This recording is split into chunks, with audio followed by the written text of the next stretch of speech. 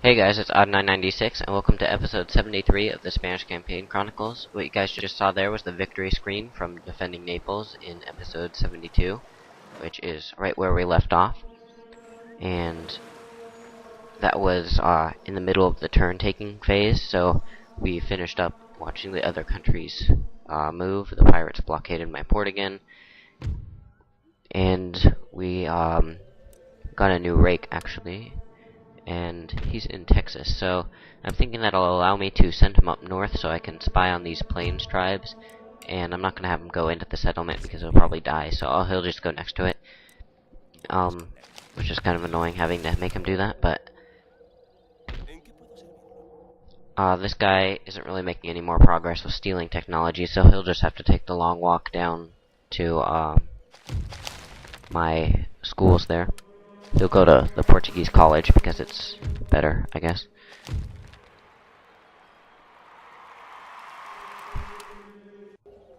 And we reloaded from a save here, and we've got a lot of money. Our economy is good, but the pressing matter now is the war with the Italian states.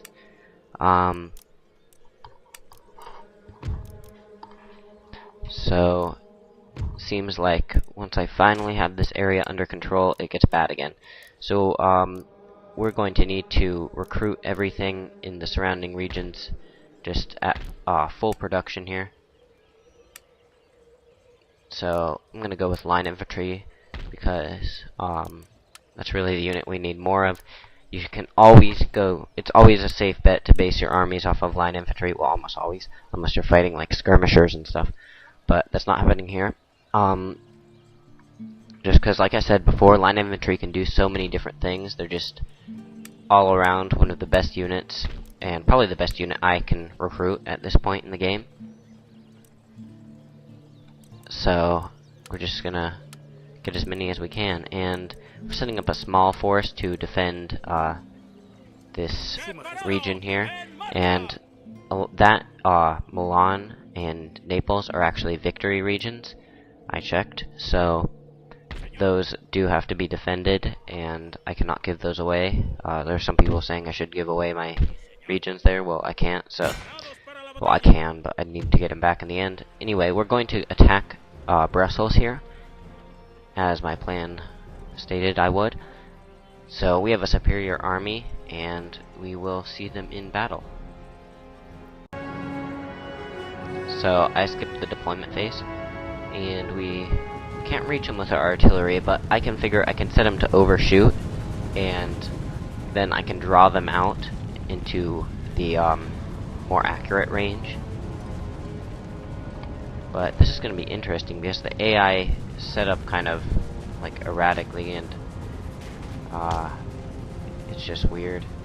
But they're sending one regiment, and I might be able to kill them. They're going in this building here, and hopefully I can take down that building. Because if I take down the building, it'll kill everyone inside. And wow.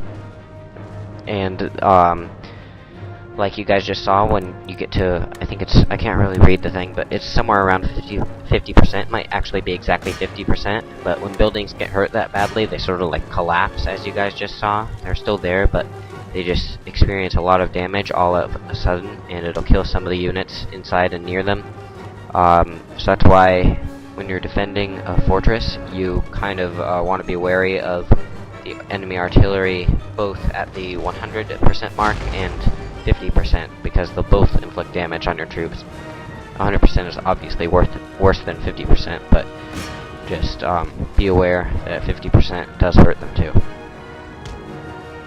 So the AI has abandoned its idea to go inside of the building and is actually going to go inside my official artillery range here, and we can start trying to kill them.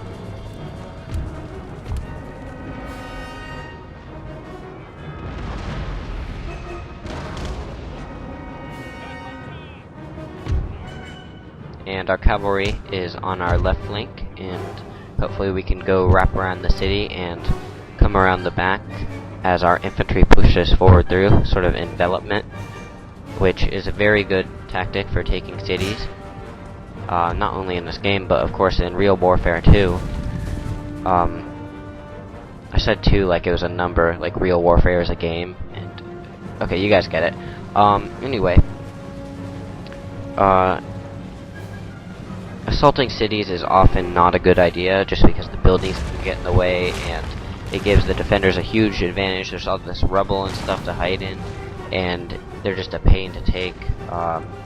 In modern war, tanks aren't as effective in cities. Actually, they're often very ineffective because they can get blocked by a bunch of crap in the streets, and of course they have to stay in the streets. They can go through the buildings, I guess, just by knocking their way through, but it's not really good for them to be doing that because it'll make it just logistically incredibly difficult for you to get supplies up to the front lines in the cities. So they generally have to stay on the streets, and that forces them to go in specific places, which makes it easy for the defenders to try to predict where they're going to be and to get them all bottlenecked on a major road. So you guys get what I'm saying, but in Empire Total War you have to attack cities. Like, well, actually you don't. You don't really. You can starve them out and then they'll come and get you. So I guess that's good. But here my lightning attack plan, my blitzkrieg almost, sort of, not really, called for an immediate, as soon as possible, attack on Brussels. So we're going to do that, followed up by an attack on actual Westphalia itself, before they can react or send out any forces. So we're just getting them completely unprepared here.